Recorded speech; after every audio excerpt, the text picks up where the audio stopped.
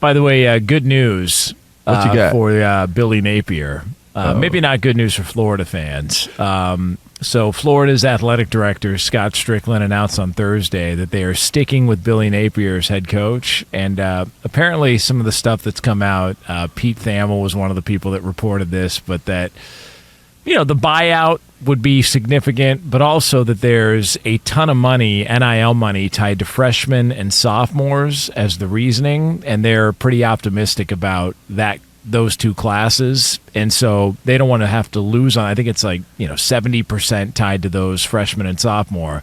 They don't want to have to feel like they're going to have to replace all that if they move on from Billy Napier because of those relationships. How does that work in NIL if a kid leaves because their coach leaves, but yet they have NIL money that has been paid to them? How does that work? Do they still have to live up to the deliverable? There's two parts to this conversation. So the first is, yes, there's always a concern if a coach gets fired, it opens up that window for the transfer portal. Now, if you're going to do it, you'd want to do it towards the end of the season where that window is going to open up anyway. But you'd hopefully then have that next head coach, whoever it is, almost ready and waiting. It's just a very, very hard process. So that's always a concern, though. The timing of this has more to do with the payouts that are coming in 2025 that the school is now going to be on the hook for, along with what would be a buyout as well. That's more of the issue. It's not necessarily just losing a freshman and sophomore class that looks promising. That's a concern, but again, it's more about the fact that you've now got to pay over $20 million to student athletes from this House NCAA settlement. And so you're coming up with the funds for that, along with trying to run an athletic department. So there's obviously a budget that goes along with that. And then you've got to have a donor who's going to want to write I don't want to say a blank check, but he's going to have to write a check for whatever the buyout is. And those three stressors could set you back in a major way, as opposed to sticking with Billy Napier, who, look, say what you want. I understand, their loss to Miami to start the season. It left a lot of Gators fans like, what's this team even capable of? But literally look through their schedule. No one's played a more difficult schedule. People who are like Southern Cal fans are like, our schedule's been so. No, it hasn't. Your schedule is nowhere close to Florida, okay? They're playing a team that's going to be playing for the ACC to start the year in Miami. They lost 41-17 to them. They beat the doors off Sanford. Then they play Texas A&M, who's a team that's now ranked, and they get beat 33-20 to them. They beat Mississippi State. They beat UCF, two teams they should beat, and they did. Then they go to Tennessee. They lose in overtime. Okay, it's a tight game to a team that's also ranked top 10. Then you go to Kentucky. You beat Kentucky, as you should. Okay.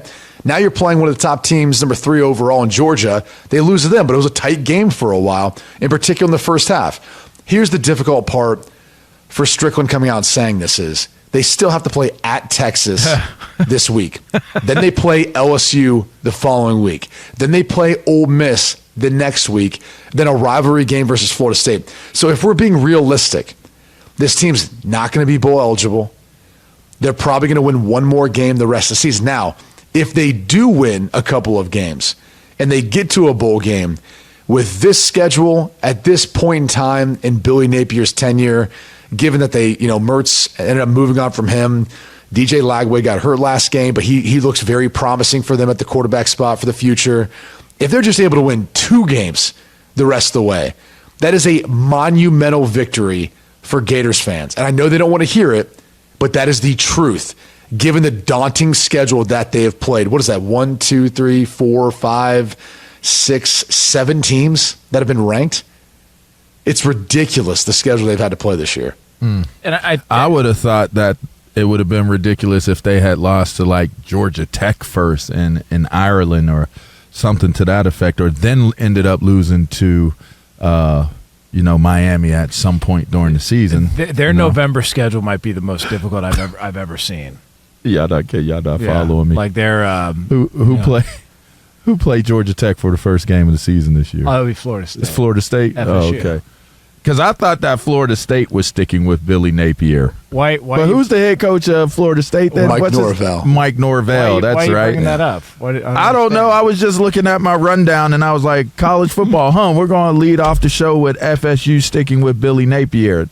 Big games, That's about baby. right. Big Hey, games. only 2 beers. Only two Big tall games. I was like, Well, Q, for the first time ever, like you showed that you were tired. Like, you do know we're talking about Florida State, right? You know. Hey, I took a break. I took a break off all of that after yesterday's debacle between Lee and Jonas, and I didn't do Jonas getting defensive on the air. I was like, nope, you can have it. How did I get defensive? I don't understand what happened. I'm out. I still don't understand what happened yesterday. That's the problem. I'm with trying you to understand. You are sensitive, and you don't like when people call you out on it. I don't it's know. Fine. Dude, we're moving on. Okay, Move on no. from it. You can't make an accusation and then just walk away from it. You don't start a fire without putting it out. Dang. Okay, There was no sensitive. Still don't know what happened. You're still talking about it. Yes, you brought it up. I don't know what happened. We're talking about what's on the rundown, and that's what I told you. I've given up on trying to make that thing work at this point. Well, clearly Billy Napier doesn't coach at FSU. I so know. FSU can't be does, sticking with Billy Napier. It does bring up the point, though, as far as Florida State stick with Mike Norvell. Yes. It's not about the younger classes and whatever Jonas said, right? It has to do more with this payout that's looming for every school in 2025. And what they're worried about is having to pay out those monies, having to come up with the funds also, not only just to pay the student athletes and however they're configuring that, but all the other resources that you need to put into your athletic department at this point. So there's a financial strain on all of these athletic departments. And I think early on right now, they're trying to be patient about what they're trying to take on. It's like being on a ship and having multiple holes and water's filling. You got to figure out which one's to plug and which ones you can get by to try to find a way of getting to shore to get to safety for a little bit so you can patch this thing up and have a more stable ride moving forward.